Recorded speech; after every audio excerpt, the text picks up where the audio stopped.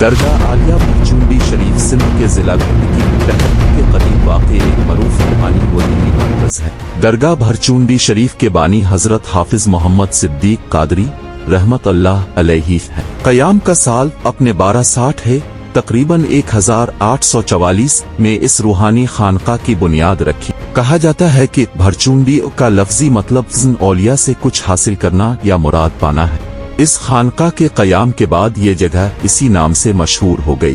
تاریخی پس منظر، خاندانی پس منظر، حضرت حافظ محمد صدیق قادری کے آباء و اجداد کا تعلق عرب سے تھا، جو کیچ مکران کے راستے سندھ میں داخل ہوئے اور ضلع گھوٹکی میں آباد ہو گئے۔ آپ کے والد کا نام میاں محمد ملوک تھا، جو کہ ایک زمیندار تھے۔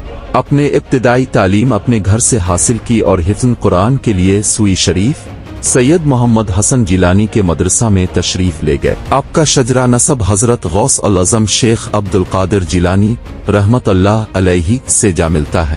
روحانی خدمات، حافظ محمد صدیق قادری نے سلسلہ عالیہ قادریہ نقشبندیہ میں کمال حاصل کیا اور بھرچونڈی شریف میں ایک ایسی خانقاہ قائم کی جو علم و عرفان کا مرکز بن گئے۔ آپ کے مریدین اور پیروکار قادری کہلاتے ہیں۔ یہ درگاہ آج بھی ایک فعال دینی اور روحانی مرکز ہے۔ سجادہ نشینی کا سلسلہ بانی کے خاندان میں جاری ہے۔ اس وقت اس کے سجادہ نشین حضرت پیر میاں عبد الخالق ساکھ ہے۔